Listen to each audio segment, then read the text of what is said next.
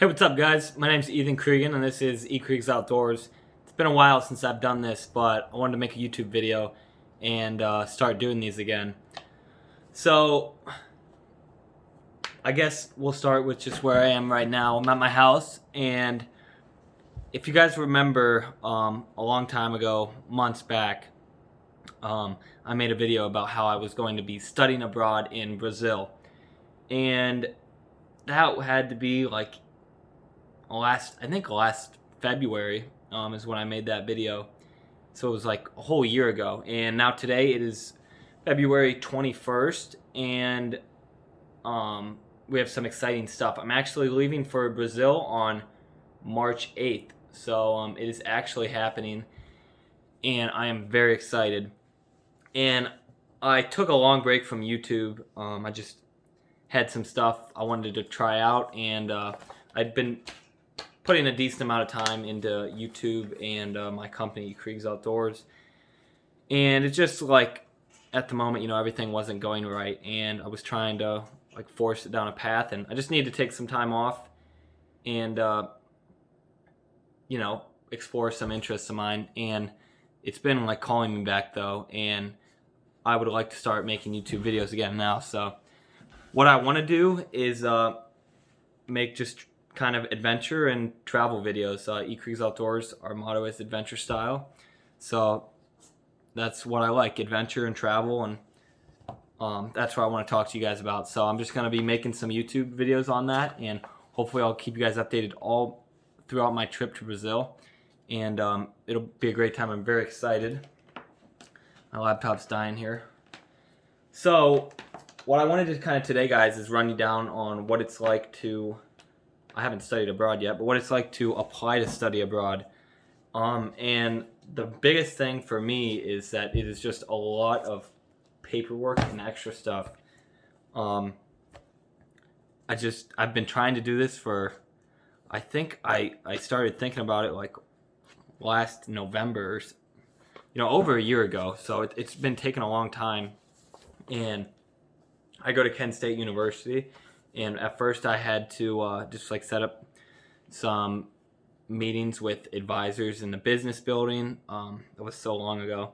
Just stopped into the international office and talked to them about like what possibilities, where I could go in their programs.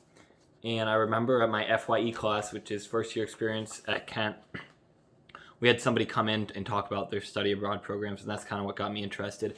And I've always just loved to travel and explore. And for me, college, the big thing about college for me, the classes, you do learn some, but I really think for what I'm going for, business at least, you could learn everything that you learn in the classes on YouTube. But the experiences that you get and all the people you meet, parties you go to, and I'm in a fraternity, Phi Delta Theta, so all of that other stuff is what you really can't get unless you put yourself out there. And so I don't think college is for everyone, but if I'm gonna go to college, I'm gonna make it worth it in those other areas. So studying abroad was just another way for me to learn even more and just get a new experience. So I'm gonna be going for 4 months.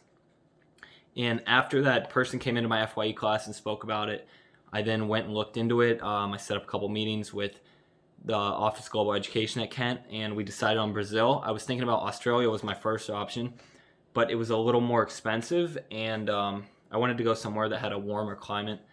And so it was like Australia, Brazil, and maybe there was another one in China, I think a part of China or Asia. But I decided on Brazil. I thought that would be an awesome place to go. And kind of fast forward to now, it's just a ton of like making sure that your classes are going to transfer over, making sure I still have to figure this out. How are you going to have phone service down there? There's just a lot of stuff that you don't think about. So I might have to get a SIM card or get an international phone plan. You have to get shots before you go. Just 2 weeks ago, I had to get a yellow fever shot, a typhoid shot, and I think the other one was hepatitis B. And so that's like what all this stuff is from. I went to this company called Passport Health for all that, and that can be expensive as well. Your visa, this is my visa right here. that is a lot of work to get that. You have to turn in for your visa. You have to turn in like that. You have enough funds, so you have to get like an affidavit of financial support from your parents saying that like if something happens while you're down there that someone will support you. You have to get copies of your bank account information. You have to get birth certificate and a copy of that. You have to get your copy of your passport, another passport photo. There's a ton of stuff I'm forgetting. I mean, there was like a list of 15 things I had to get, and that was just a lot of work. You had to get like stuff from your home university confirming that you're going to go there, a letter of acceptance from that university, and there's all kinds of different visas. So you have to figure out what type of visa you have to apply for and all that. But my advisor from Kent has been very helpful with me, and so that's been good. This is all my flight information. It's like I think it was going to be a 15-hour trip, but now it's going to be more like 20 hours because I fly out of Columbus. I live about 2 hours from Columbus in Ohio. I fly out of Columbus, and from Columbus I go to Atlanta. I've never been to Atlanta airport, so that'll be interesting. And then I was supposed to have like an hour layover. Now it's going to be like over a 3-hour layover. And then from Atlanta, I go to Sao Paulo, which is a little bit north of Curitiba, where I'll be staying in Brazil. And I have like a little bit of a hour or so layover there. And then from Sao Paulo, I go to Curitiba. So then, other than the flight, this is more stuff. You had to do a visa application online, print it out, and send that in. This is my letter of acceptance from Pookie, the university that I will be staying at. A copy of my driver's license, a copy of my birth certificate. Oh, I had to get, this was a big one. This is a funny story. I had to get an FBI background check. And what happened with that was there's only so many places. You have to get it through a post office, this background check, when you're applying for your visa. And the closest post office to me that did it was in Cleveland, so it was like an hour and 10 minutes away. So I drove all the way up to Cleveland to get this done, and you don't make appointments for it. You just have to show up. And the day I showed up, their whole computer system had shut down. So like, what are the chances of that happening? I was told the lady I drove from Cleveland, she was like, oh, I'm super sorry. Maybe wait around for a little bit. Maybe it'll come back on. So I ended up waiting about an hour or so. My phone had died, and I didn't know where the on-ramp was, so I had to go to this sketchy gas station, get a phone charger. It was a whole thing, and turns out their computer system never came back on.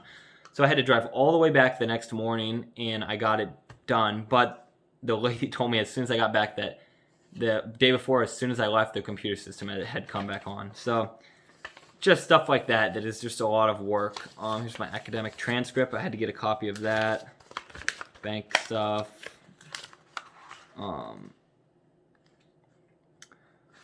Enrollment in Kent. I had to send when you send in for your visa, I had to do mine through the Brazilian Consulate General in Washington, which serves like my region of Ohio. And I had to send it in. You could only do it through the post office, and then you had to return you had to include the return postage, so you had to pay for that.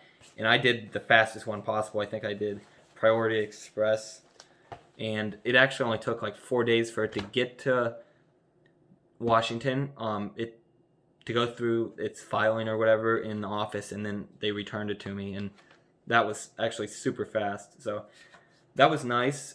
And here's my passport. Got a little passport holder there. And also, in this I have to keep my this is my certificate of like getting vaccinated for yellow fever and all that. So you have to keep that with you, and you have to have that on the plane. And they will only give you one copy. So if I lose it, I have to drive back and have the place where I got it done fill out another copy. So just a lot of stuff that is a little bit of a hassle, but we're getting it figured out, and I'm very excited. And I'm excited to be back on this channel, guys, and sharing stuff with you. And I'm going to be just focusing kind of on the YouTube part of it. I also have an Instagram where I just post outdoors photos. So that's ECregs Outdoors.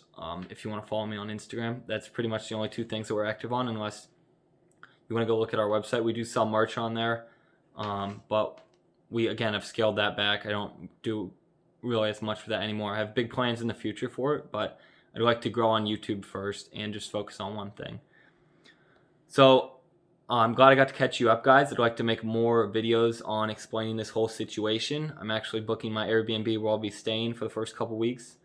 They recommended that we wait till later to book our housing just to make sure. And the housing is a lot less expensive in Brazil, so that's nice. And I'm going to be staying with a kid from Italy, actually, for at least the first couple weeks down there. So I'm very excited, and I'll keep you guys updated. Thank you for watching this episode of ECregs Outdoors, guys. Keep living adventure style. Hit that like and subscribe button. And remember to keep traveling, keep having fun, guys. I'll see you soon.